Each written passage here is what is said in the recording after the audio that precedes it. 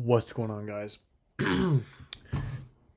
Today we're going to be talking about the moral decline in medieval Europe and how that ties into today's world and how we experience this sort of thing. So, to begin, every generation thinks it's living through the collapse of civilization. Medieval Europe was certainly no different, my area of expertise. But probably a monk in 1150, if you were to ask him, he would look around and he'd say the youth are corrupt, the rulers are greedy, the priests are lazy, merchants are dishonest, the people dress immodestly, and nobody respects tradition anymore. And a modern person reads this and thinks, oh, it's just Twitter or X or whatever. So, let's break down the moral decline in medieval Europe and, what people thought was going wrong and what was actually going wrong and how weirdly familiar it all feels today. Let me just.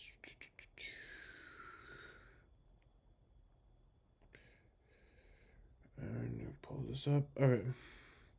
So, the church, the holy institution, and the very human employees. So the ideal of the of medieval sorry medieval Europe imagined itself as a Christendom, a society ordered around God and salvation in the church. And in theory, the church was supposed to be the spine, the moral spine of medieval society, where the priest would guide the souls. The monks prayed for the monks prayed for the world. The bishops, protected the holy doctrine, and the Pope stood as the spiritual father of Europe. And this is very beautiful and very inspiring. But this is not how things worked out. So the problem, by the high and late Middle Ages, many people accused the church of corruption. Common complaints included the greedy clergy, priests, poorly educated priests, the bishops that are more interested in politics rather than the holiness of the Catholic Church, and the sale of church offices called simony, the abuse of the indulgences, and the wealthy monasteries becoming too comfortable in their own wealth. And basically, for example, um, blessed are the poor, said the bishop, adjusting his cold gold ring. This did not mean everyone in the church was corrupt. Many clergy were deeply sincere people, but the gap between Christian ideals and the church's behavior, became impossible to overlook.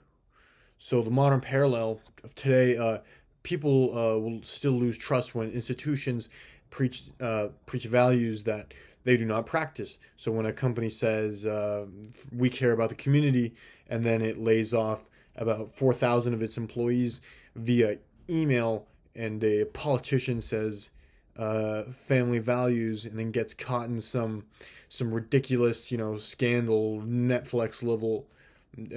Netflix level bullshit. Um, the medieval issue is not just corruption; it becomes hypocrisy, and hypocrisy ages like milk in the sun. So, moving next, we have the greedy nobles and the chivalry in public and robbery in private.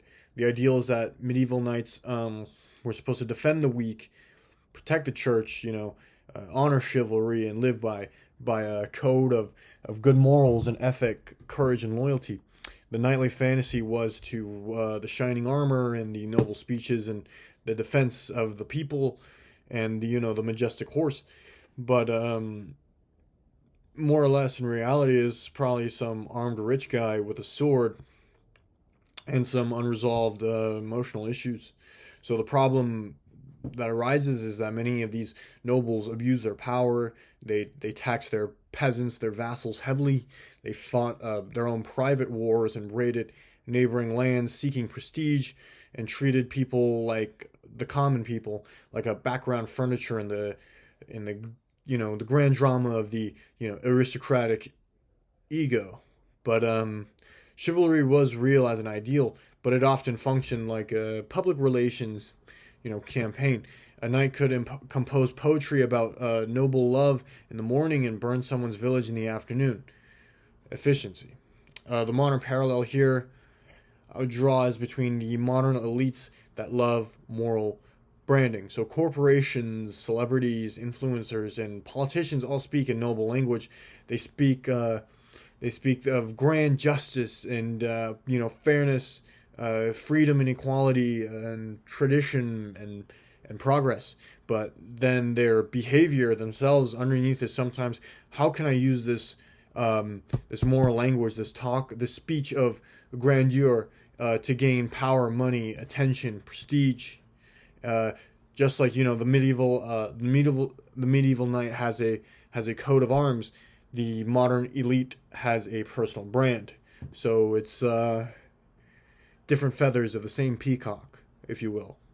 And the rise of money and how everyone is hustling. So the medieval change in early medieval Europe was mostly rural and land based, but after around the 1000s, trade expanded, towns were growing, and markets became more independent as the mercantile class, the burghers, were able to gain power. So this was not automatically bad per se, but commerce helped these cities and urban centers thrive. It created opportunity and it made Europe less isolated. But it also began creating anxiety. People began asking, "Is money now replacing virtue?" And it is a fair question. The moral fear, the thing that medieval thinkers often worried about, is the usury or lending money on an interest, which this sort of thing leads to dishonest trade, luxury goods, greed, and merchants profiting without producing any food or fighting any wars. And to a monk, a merchant getting rich through clever accounting looks suspicious. The monk was like, "I've taken vows of poverty," and the merchant replies, "That is unfortunate. I've invested in finance." Now, this modern parallel for this, it's painfully obvious. Modern society often measures worth through money, productivity, and status. People ask, "How successful are you?" but often mean, "How much do you make, and can I see your LinkedIn?" Medieval Europe feared that the soul could be swallowed by the marketplace, like it pretty much is today, where modern people live inside the marketplace, pay rent to the marketplace, date through the marketplace, and sometimes even go to the marketplace for help, like in therapy. And now, moving on, we have the luxury and vanity, drip before Instagram, if you will. The medieval complaint was medieval moralists constantly complained about clothing and vanity and luxury, bright colors, fancy sleeves, pointy shoes, expensive belts, jewelry, imported fabrics like silk, and some shoes, got so pointy that they had to be tied to the leg. And it's not fashion; it's a cry for help. And why this matters is that clothing was not just clothing. Clothing, it shows status. A peasant wearing noble style clothing threatens the social order. A wealthy merchant dressing like an aristocrat definitely made the nobles nervous. And this is where fashion becomes a moral battlefield, where people worried that society was becoming obsessed with appearance over virtue. And now today, in this modern world, vanity is super changed. So to the medieval person, the sleeve is too extravagant, and the modern person is, "I've edited my face so much like a morally ambiguous dolphin," where social media turns identity into performance. People curate their lives like museum exhibits, like animals at a zoo, where the perfect body or a perfect meal is uh, is displayed, and meanwhile, behind the camera, there's chaos and emotional collapse, debt, and worst of all, a cold coffee. Now, the medieval fear was simple. It was, are we becoming fake? And the modern answer is yes, but we're doing it in 4K resolution. So, next we have violence. So, a society that's addicted to feuds. Medieval violence in Europe, very prevalent. Not every place, not every day, but compared to our modern state-controlled society, and private violence was a way more common occurrence. Noble families fought feuds against one another. Knights raided and plundered, while kings waged wars against each other, and peasants would often revolt, and cities would form militias and that sort of thing. And honor culture, especially the ones we see in Western Europe, originating from their Germanic pagan ancestry, makes everything worse. If someone were to insult you today, you'd block them. But in medieval times, you'd gather your cousins, you'd sharpen the metal, and then you would throw the region into a little bit of chaos. So, moral decline, the church reformers tried to limit violence through movements that we see, like the Peace of God and the Truce of God movements, which attempted to protect the clergy and the peasants and the holy days from warfare. And this tells us something very important. If you need to remind knights not to attack peasants on religious holidays, society may have a very tiny behavioral issue. Um, in our modern world, of course, it's less physically violent in many places, but this type of rage has found new forms. Now, people often feud through comment sections, politics, online mobs, workplace drama, or group chats. While the medieval knight had a sword, the modern angry person has a keyboard and no emotional regulation. And both can certainly do damage. Now, moving on, the Black Death. So when death walks into the room, the crisis is that, in the 1300s, the Black Death obviously killed a massive portion of Europe's population, and this shattered a lot of social trust. People watched priests die, families collapse, villages, completely empty, and governments fall. And when death becomes that common, morality gets a little strange and weird. Some people start becoming more religious, while others become more reckless. And the vibe was that if the world is ending, so I shall either repent immediately or drink myself into another dimension. And the moral effects of this is the plague intensified the criticism of the church's corruptions, the luxuries, and the selfishness, the social inequality by the feudal European system, and the fear-driven cruelty utilized by the monarchs of Western Europe, and how some communities blamed outsiders, specifically religious minorities, leading to horrific persecutions. And this is one of the darkest patterns that we can see repeat itself in human history. When people are terrified, they often look for someone to blame and scapegoat. Now, in modern crisis, they do something similar. We had just had a pandemic, recent wars, economic crashes, and social unrest surely expose what people really trust. And some people become generous, and some people become paranoid, and some become crazy conspirators, living under a bridge of misinformation that is so easily spread and accessible in our modern technological world. And this crisis does not create moral character from nothing. It just reveals what is already there, lurking underneath. Now, the education and ignorance is the problem with the medieval information, is that literacy is very limited. Most people depended on priests, nobles, local authorities, magistrates, or there's like a name for it, but normally there's somebody who comes and stands in the streets during medieval time when they tell the town the news. But they would refer to these people as their sources of knowledge, and this made misinformation very easy, where rumors would spread quickly, a bad harvest or a disease or even a sighting of a comet could spark panic easily. And medieval rumor network is my cousin's neighbor saw a goat sneeze near the abbey, so clearly the apocalypse is coming on Thursday, which this sort of you know backwardness to say is quite common. So even though today we have the opposite problem. So medieval people had too little information. Modern people now today in our world we have an infinite source of information, and somehow we are more confused. A person today can access the tons of libraries, medical journals, maps, lectures, and historical archives, and yet someone will still say, "I did my own research." So basically, I watched 4 videos of some moron sitting in his room. Ignorance survives literacy, and it's simply just upgraded its software. Now, the collapse of shared meaning,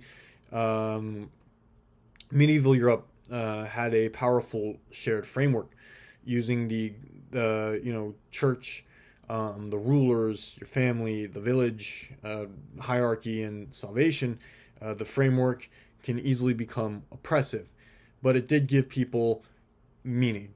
So by the late Middle Ages, this system of unity is weakened, through the failures of kings, the corruption of the clergy, the plague, wars, the inequality, religious anxiety, social mobility, and the urban disorders. The old order still existed, but the people's confidence in these orders were cracked. So in modern society, we also struggle with meaning. Many people no longer trust their governments. They don't trust the media. They don't trust their own religions, their universities, corporations, family structures, or even community institutions. So people often search for identity elsewhere, whether it be in politics, aesthetics, different, cultures like fitness culture, maybe nationalism or consumer brands. The human soul wants meaning. So if it does not find a healthy source of meaning, it will build a shrine to something stupid, like an energy like an energy drink or something. So okay, sorry. Moving on. Was medieval Europe actually morally declining? So both yes and no. There were real problems. Obviously the corruption, the violence, the greed, the exploitation, the hypocrisy, the abuse of power, the persecution, and the inequality.